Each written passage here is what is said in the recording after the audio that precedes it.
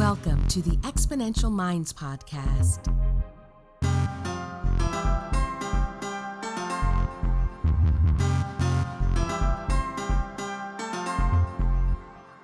The research, development, launch, and growth of new technologies is creating incredible momentum in the modern world. Join Futurist Nikolas Badminton as he talks with the innovators and the exponential minds that are tackling some of the biggest problems and creating solutions that are propelling humanity to the next level.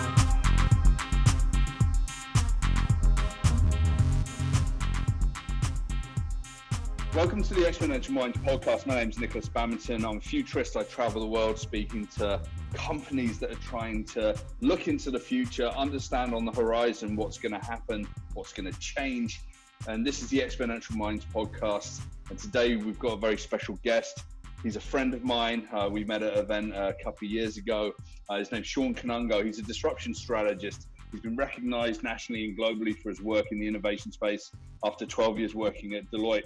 His mandate at the firm was to help corporate executives better understand and plan for opportunities and threats associated with disruptive innovation. And it's a huge pleasure to have you here, Shawn. And wow, are we in a world of disruptive innovation today? Well, Nick, let me tell you, first of all, I'm honored to be on the Exponential Minds podcast again, by the way. I know we dropped a couple of episodes, previously, but by the way, if you haven't subscribed to this podcast, make sure you do. This guy is always dropping a ton of bombs. I know you're probably going to do this at the end, but I want to make sure that people subscribe to this right now. It's been unbelievable where the world has changed over the last month. I mean, you're the futurist. I don't know if you saw this coming. I'm the disruption guy. I definitely did not see this coming. I was coming back from a gig from North Carolina on March 10th. And, that weekend I was like, okay, I made sure that I was going across like all these airports. I was going to be in like 7 or 8 US airports. So I had a mask, I had gloves. This is before they were, saying that we need masks and gloves. I was being a little bit wary around it. And I came back on the 10th. And then I think the 11th or the 12th, the entire world shifted. And, I did not anticipate, me being locked in home with the kids, everything shutting down. I don't know, like it's been crazy. Yeah. Some people are calling this a black swan event. It's a completely unpredictable, unforeseeable event. Actually, in the foresight and futurist world, this is exactly the kind of thing that we've been sort of trying to understand when it would come and what it would look like. And yeah, there might be some people out there saying, I told you so, but really, no one really thought that this was going to become as real as it is at the scale that it is at. So it's not a black swan because we saw it coming. I mean, there are a lot of people that planned for it. I mean, what is it? Wimbledon, the tennis tournament, they were paying $2 million a year for pandemic insurance. Were they? I had no idea. They just paid out $141 million. Wow. I had no idea. So people were planning, but like no one wanted to realize. So this is a black elephant, right? Climate change is a black elephant as well. The acidification of the oceans is a black elephant. These are the things that stood in the corner of the room that are as big as a house saying, I'm here and I'm going to come in and I'm going to shake things up. And we're like, we didn't see that, right? Well, I remember watching or listening to Nassim Taleb, who basically coined the black swan, and he was pissed because he was like, "This is not a black swan event. This is a white swan event. There have been pandemics in the past, and a black swan is characterized as something that is completely unpredictable, completely something that is rare." Like, for example, 9/11 is a black swan event, but this is a pandemic that we have seen before. And I think you're completely right. But, I think it still caught everybody, by surprise. But is this going to be good for the world in the long run, Shawn?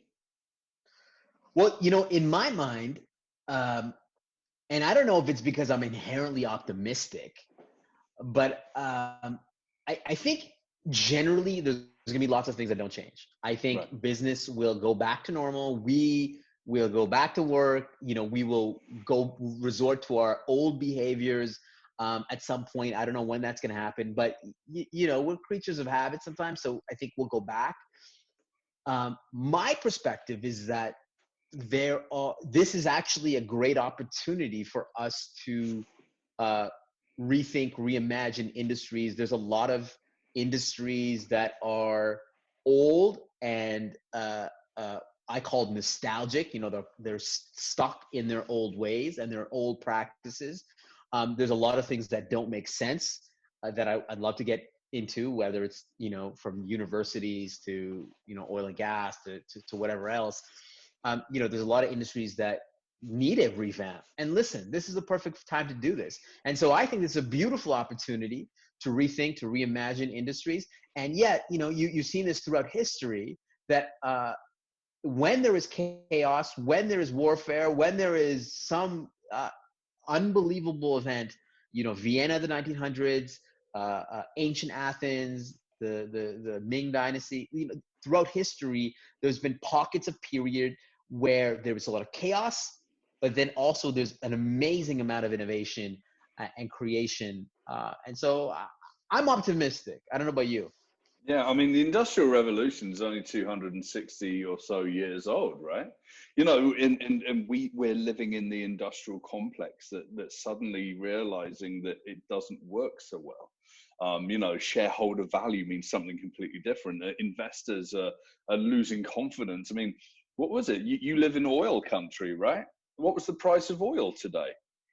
I think it was negative like $3 right. today, which is unbelievable. That means they literally have to pay me to have oil. Yeah, but they're not going to pay you to fill your gas tank. These are some of the obsolete businesses, right?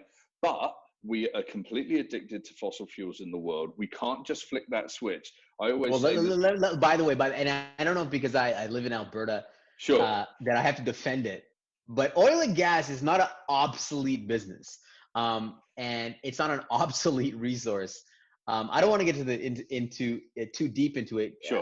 I think the energy demand across the world right now is at a standstill. But when everything gets back to normal, there'll be, we need more energy, and oil and gas is one portion. Everybody believes that, we should be reducing the amount of consumption of it. But at this point, it still is very important in terms of an engine for the world and energy. So I just have to defend that it's not obsolete. It's all good. It's all good. Let me rephrase. Okay, let's get into this, because I think that this is an interesting area. Obsolete is maybe the wrong phrasing. So let me rephrase it. It's an old technology that's controlled by very, very few people, and it's gamed, and it's caused more wars than we can imagine, and it's not good for humanity. So in terms of me calling it obsolete and talking about obsolescence in that context, it's obsolete for the goodness of humanity. But let's get rid of the word obsolete. It's just not good for the planet. And I just put something out on Twitter earlier today, and it was like, oil is negatives. It's in the negative, negative dollars for a barrel of oil. There was a lot of academics saying that, if we drop below $10 a barrel, we're going to be in a crisis. We're going to be in calamity, and we are. And we've seen like the Saudis gaming it. We've seen these emergency meetings, and none of the consumers of oil are going to be any better off. It's just going to be the oil producers that are going to be bailed out. You know what? There's never been a war fought over whether the sun is going to shine, the wind is going to blow, the rivers are going to flow. Mind you, there's probably been a few wars about ownership of rivers anyway, right? But do you know what I mean? That's what I mean. So when we talk about what's good for humanity and what's not good for humanity, it's come into stark relief, right? You know what? You're absolutely right. And, I think even the oil companies like, Suncor, Husky, companies that I've worked with, in Alberta, who are in the oil and gas business, they also know that the thing that they produce is not great for the world. Right. And they also have the notion of, how do we pivot? How do we bring in our skill set around energy and bring it to renewables, bring it to other sources of energy. And so I think this is not a light switch, right? And maybe, coronavirus plus the oil crash is going to create a new paradigm when it comes to energy, but it's not going to be a light switch, and everyone will have to transition, and even the energy companies will have to do this. So I would just say that, I think everyone's working towards it, and especially in Alberta, that's the narrative that we've been trying to spin, is that everybody recognizes that this shit is not good for us. We know that there's other alternative sources of energy. We need to start moving towards something else, and maybe this is the catalyst to ramping that up.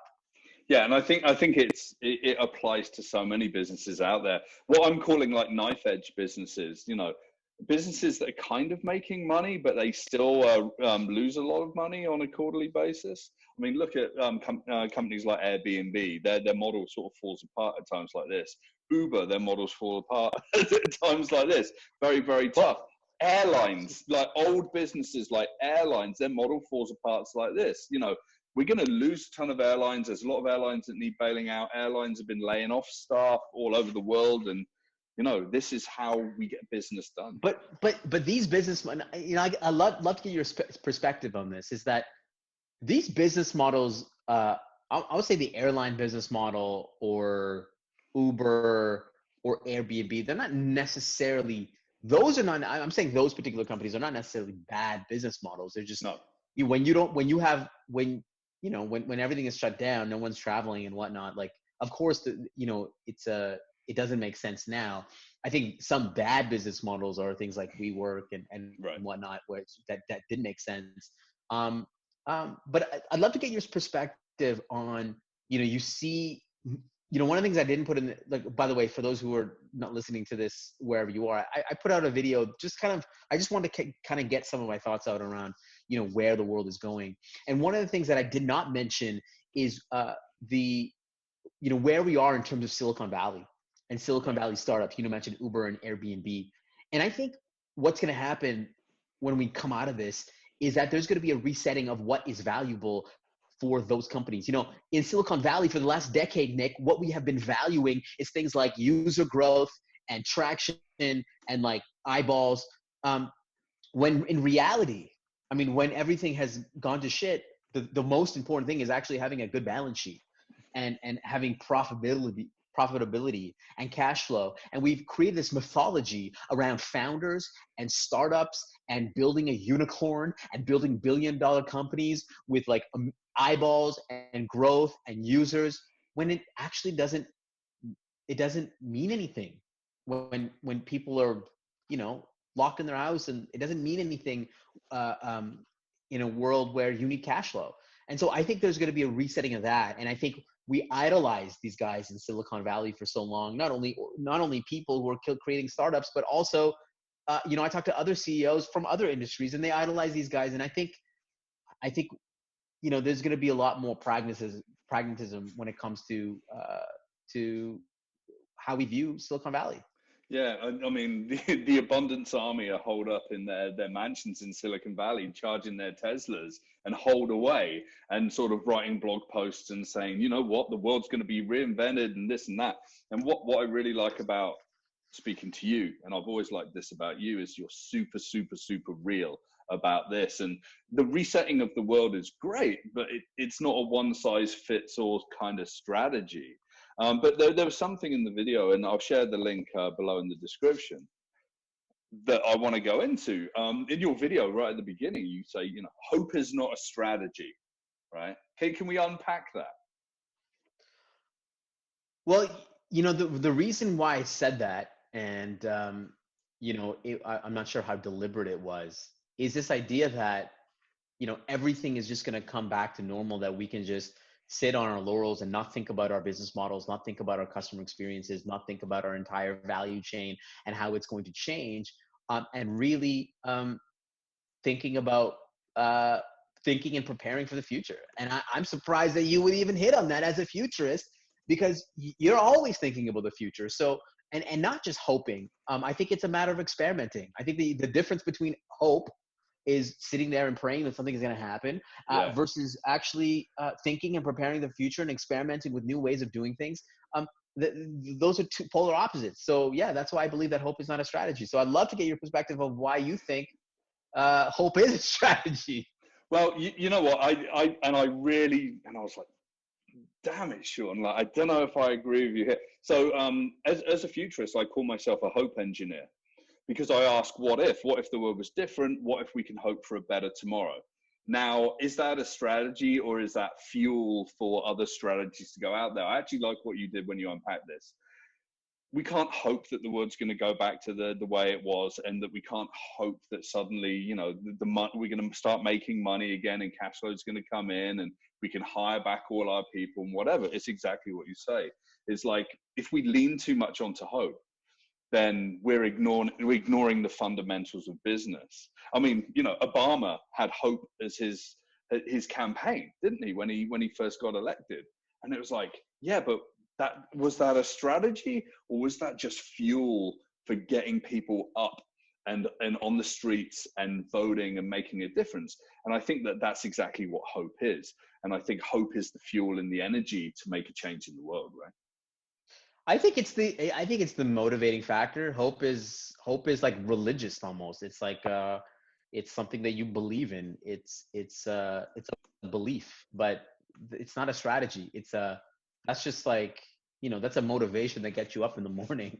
But actually going off and doing something and experimenting and trying new things, that's the only thing that I would say. That's the only reason why I said it. And I know that it would get a little bit of flack because, you know, we're in a pandemic right now. So, you know, some people are saying, listen, I don't want to be preparing and thinking for the future. I just want to be like sitting in my house and consoling and watching Netflix and chilling and riding this out, because it's already difficult enough. And, you know, people are in, you know, various scenarios, you know, whether, you know, their loved ones are being impacted, whether they're holed up in an abusive relationship in a 1-bedroom apartment. Like, you know, people have different varying situations going on. And so I totally get that. And if you want to just sit there and chill and relax, that's on you. So I know that some people would be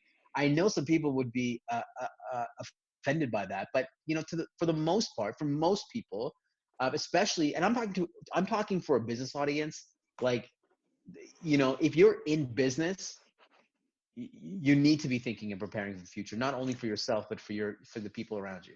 Yeah, I mean, that's the business that we're both in, right? But like, where do we start? Say you've got someone that's had a company that was growing well, you know, revenue and employees.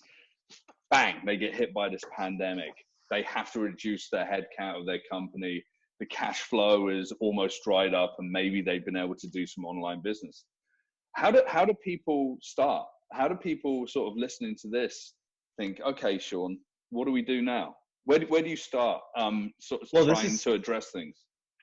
So I've been helping a number of companies, and I can tell you exactly what, you know, we've been doing, which is, number one is taking a look at what they have right now. Like, you know, do we have enough cash flow to, you know, doing super really practical things, you know, cutting expenses where we need to, cutting out the fat where we need to, putting temporary layoffs, you know, out there so that, you know, we don't hemorrhage the cash flow. I think right now everyone is looking at their balance sheet because no one knows how long is this going to last. So the most pragmatic thing to do is to look at your expenses. I think that's the first thing. Then the next thing, when you think about, you know, what the current state of the business is, the next thing is really thinking about, okay, where is this going to go in different scenarios? I think it's laying out what those different, you know, 3 or 4 scenarios are. And as a futurist, you're an expert in this field, is laying out where all the scenarios are and building strategies to each of the different scenarios. So saying, listen, if we're not going to get back, if people are not going to be able to leave their house for the next 6 months, then what do we do? If people are not going to be able to leave their house for the next 12 months, what are we going to do? And it's laying out the strategies after you finish your scenarios. And I think in a very small way, it's figuring out, how do we experiment now? How do we try new ways of doing things across our value chain and trying things out? You know, my whole belief is that, listen, as an innovation guy, I always walk into organizations, people are like, I love this innovation stuff, Shawn. I love this disruption stuff, but I have a boss that doesn't want to change. I have this supervisor and this manager that won't let me do, what I want to do. And it's like, it's tough to convince people to take that shot. Well, like this is the moment. Like, if you want to try something, if you want to try new ways of doing work, like, this is carte blanche. I've talked to people that are on the front lines in healthcare, people that are physicians, people that are clinical pharmacists, multiple people that have told me that there's like, it's so weird in healthcare that now like the bureaucracy is melting. It's like, we're now trying shit that we've never even we wanted to try, that we never had the opportunity to try, and we're doing it now, which is remarkable. Like, I have physicians calling me up and they're like, hey, like, what's the best way of doing like collaboration, across, different networks? Like, I heard of this thing called Slack, like it's wild, right? That, now they're starting to see technology and use technology in new ways. So I think that's it. Number one is looking at your current situation, thinking about the future, building the scenarios, building the strategies, and experimentation. Yeah, that's right. And what have you got to lose at this point in time with experimentation? I mean, yesterday, so I'm going to become a father in July. And then, so which is like, tense, but I'm very excited and feel quite confident. I'm lucky. My partner, Sarah, and I, we've built a really, really good life, and we've got some funds to help us through the next 12 months as I'm planning for it. But we went to two stores, two big box retailers yesterday. One for some baby stuff, I won't name them, and one for some home DIY stuff, and I won't name them either. And do you know what? They have kind of adjusted, and now you've got drive-through hardware, and you've got drive-through baby goods, right? Yeah, because exactly. People have had to change.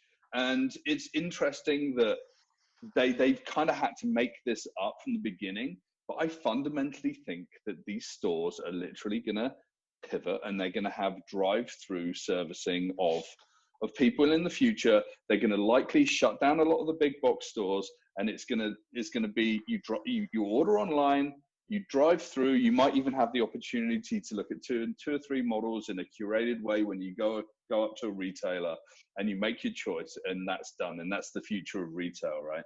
And well, it's listen, wild. On this note, I want to just do a rapid fire, just overview of some of the industries, and I want you to tell me who is fucked. Okay. Sure. So let's start with let's start with the airline industry. Like, very quickly, are they fucked or not?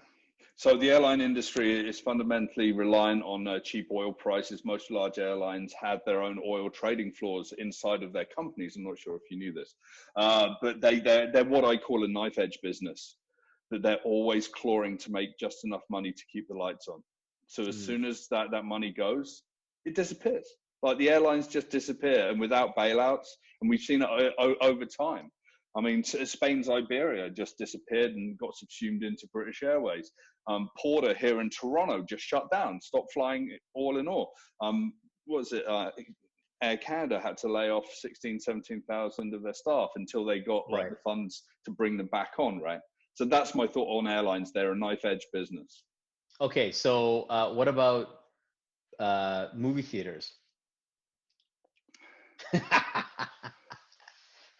I think we all love going to movie theaters. There's a sense of nostalgia. I think they've got a really important role to play in life. I think that there's a democracy around a theater. You go along, you pay $10, $15, maybe $25 for the fancy seats that shake or whatever, and you have that big box theater experience. And someone that doesn't own an amazing home cinema system can go and see it, as well as someone that does. And I think that we do need them. I think that the times are tough for the film industry because everything's shut down. But I actually think that it's a hugely resilient business, and it's going to bounce back. Okay. What about like restaurants and bars? Chain restaurants and bars, I think, are gonna they're gonna shut down a lot of their real estate. I'm hearing like reports that even like 40% of restaurants will like permanently close down, which is a wild number. Yeah, if you think about it, here's a wild stat for you. It's only about 70 or 80 miles between any Subway Subway sandwich shop in the US. You only have to drive 70 or 80 miles to find one to the next. So we've got this. Wow. Yeah, we've got this huge saturation of big name restaurants, big brand restaurants all over North America, Europe, whatever. I think that smaller restaurants, I think we're going to go. I'm desperate to go back. My partner and I, we've been trying to buy off some smaller restaurants and smaller grocers and whatever to try and help them out. And you know what? I live next to a brewery here in Toronto, Henderson Brewery, and their business is just booming. And there's Really? a winery down in Ossington that was an old school and you'll love the story, an old school Portuguese family bottling their own wine. And they had this old dilapidated store, rebranded it last year. Looks great. The wine's cheaper than some of the LCBO and Wine Rack and other places. Their business has tripled. Wow. So there's some of this. The smaller, more live sort of restaurants have been able to rejigger and sort of what was it? I saw the stat last week. Uber Eats has suddenly overtaken Uber as a business in terms of revenue on their balance sheet. Well, that would make sense, but that's wild to see as well. Yes. Yeah. Hey. Okay. How about universities? What's really interesting is that, and this, I've chatted to 2 or 3 lecturers at large colleges, and they're saying that there's a lot of old school teachers that are suddenly being forced into the new world that they've been talking about for a long time, that my friends have been talking about for a long time, and they have to work in new ways. Can you achieve good education online? Yes. Can you do examinations online? Yes. I think that any university that doesn't see this as a new operating model is going to miss a huge opportunity for leaping ahead, right? And I think that we completely, I don't think we're going to be these online courses and purely online Coursera or whatever. I think that we're just going to see normal universities and all the way from grade school education through to university education becoming a hybrid of in-person and online and convenience. And I just think that it's going to be shaken up. Okay, how about this one? How about influencers? How about them? Do you know what? Okay. Let's get into this. There's one place on the internet where amusement and entertainment seems to be flourishing and living in abundance. And it's TikTok. Yes. Okay. Love TikTok. I'm 47 years old, Shawn. This is not my platform. It's not your platform. No. You look a lot younger than me, right? I'm not going to dance, whatever, in front of the camera. There's an influencer on there called Charlie D'Amelio.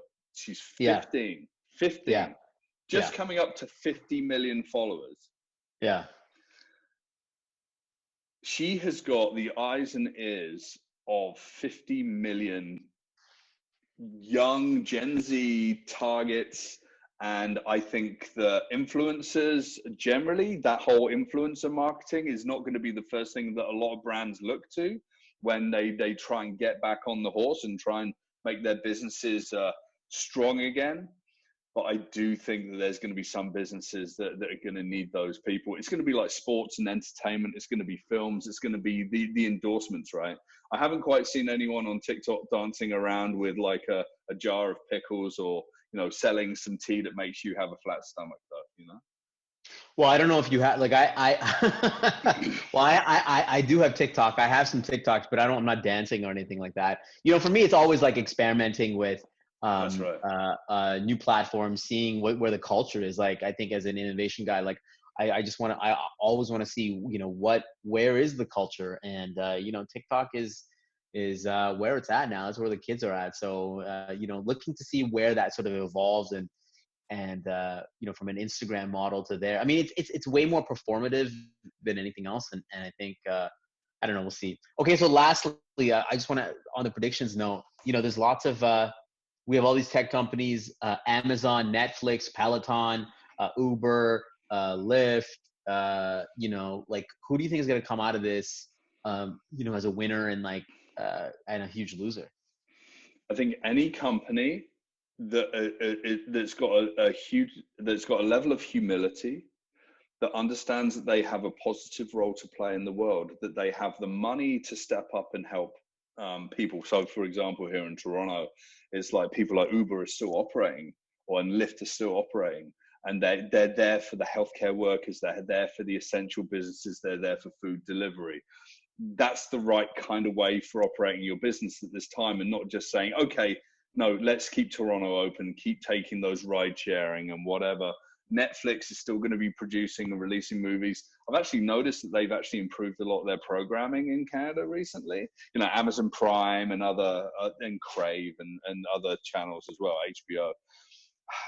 It's really difficult to know who's going to survive and who's not going to survive. I mean, we saw SoftBank is just taken an L, right? I mean, they're not going to bail out WeWork anymore, so I hear. They've just announced a ton of losses. Mr. Son is not the flavor of the month like he was even a year ago, right? But what they do next is really important.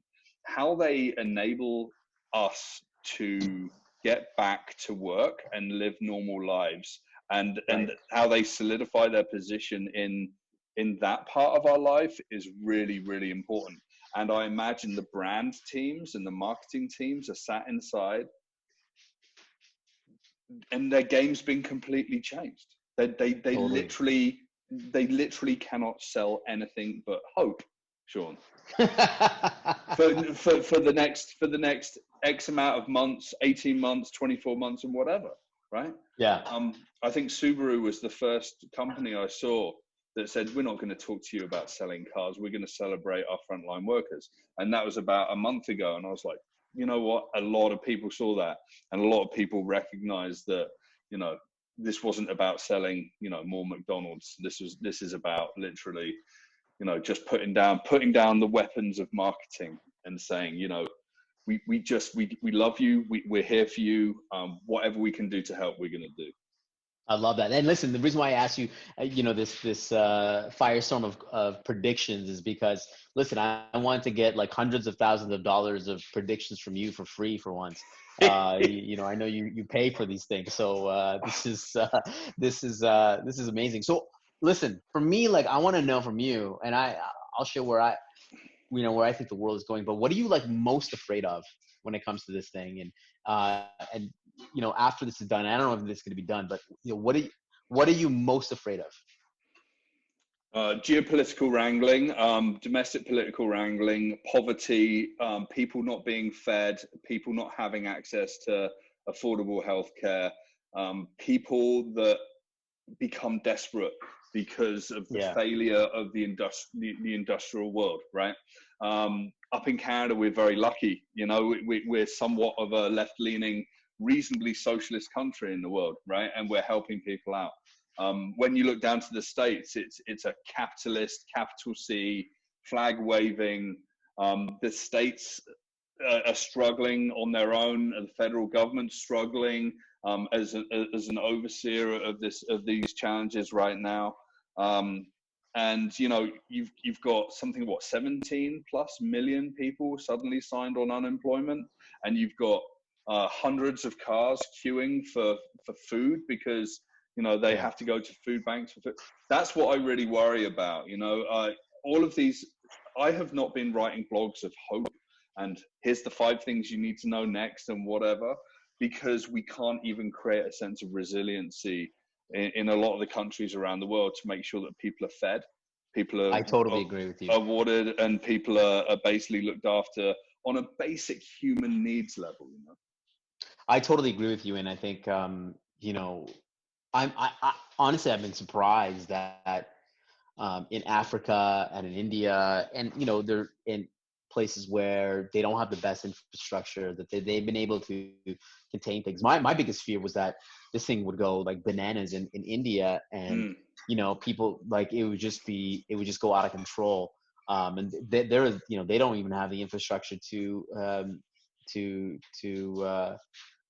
deal with this. And so, it's remarkable how they've been able to keep things relatively low. But that was my biggest fear, is that it would go into an emerging nation that doesn't have the health infrastructure to handle this, and they don't have the communication methods to get things out to every single person in the country. But it's amazing to see that they've done that. Yeah, so Modi laid down the hammer in India, right? Shut everything down, made it very, very tough. And, people were literally being castigated for being out in the streets. Did you see, if you got tested and you were told that you had an order to go home and isolate, you were stamped on the back of your hand. I saw that, yeah. And you're not going anywhere. But by the way, do you think that we're going to get to that level here in North America, where you literally will get a stamp that says you had corona, you are now immune, and now you can go off in the population? Like, this is some of the Black Mirror shit that I think will start happening. The science fiction stuff that will be happening. I actually believe that we will get to a point where we have something, whether it's digital or physical, that showcases that we're immune to this. I completely disagree. I think that in the civilized Western world, or whatever, in a civilized world where we do not go out of the way to create bias in society more than bias is already created in society, i.e., you're not wearing a badge, you're not wearing a stamp on the back of your hand, you don't have a special number tattooed on your wrist. Does this sound like anything? Maybe from the Second World War, right? Where we don't fundamentally castigate people for their situation or their status, but what about digitally? I know Apple and Google recently partnered up where they're helping to identify, track those who have been tested positive. I think generally that's something that everybody would, obviously, privacy aside, was something like, okay, yeah, listen, I'd love to know if I've interacted with folks that are positive or have been positive. I don't know. Well, it's really interesting. So there's an app, I think it was launched in Singapore, something together, two together or something like that. And it used Bluetooth and whatever. It just had really, really low levels of adoption and really, really low levels of data. So it wasn't actually that useful. This is what's going to work. Stockpiles of testing and continuous testing, and a healthcare system that can manage any new resurgent waves of what's happening with the pandemic. That is going to be the somewhat civilized way that the world gets back on top before there's a vaccine to make it work. And then once there's a vaccine, we've got another challenge. Was it 45% of Americans believe that there's a problem with vaccines? I don't believe whether they'll take the vaccines or not. There's a lot of anti-vaxxers out there. There's a lot of people that are going to be looking at the vaccines that are out there, and there's going to be a lot of people that are going to be first in line to get them, right? Because this is how we get back on top. I'm actually telling clients 18 to 24 months, buckle in. Wow. Yeah, that's the scary thing, is that, how long are we going to be able to live locked down in our houses, and that's one thing that I'm definitely worried about. Getting aside from the business and innovation angle, is the mental health of folks that are in their house, and not everyone is in a optimal situation where they have lots of room, or they have natural light, or whatever it is. That's what I'm a little bit nervous about. You know what? I think October, November, we're going to have a semblance of a new normal, and then we'll have vaccines in place, and we'll have decent levels of testing or whatever by mid-2021. I think the rollout of vaccines is going to be hugely politicized in many places around the world, in Asia as well as North America and Europe, Africa as well. Some of these countries need a lot of help. India. I do think we'll get there. I do think we're resilient as a human race. I think that once we get our healthcare system under control, which was woefully ill-prepared, once we've got enough of these tests happening on a daily basis, and it's sort of, there's a machine behind it, I think we're going to be feeling a lot happier about the world. Well, that is a positive outlook that I do believe in, and you mentioned the idea of human resilience, and I think that's the one thing that that has been pretty remarkable throughout this whole entire thing is that people banding together, people working together, cooperating.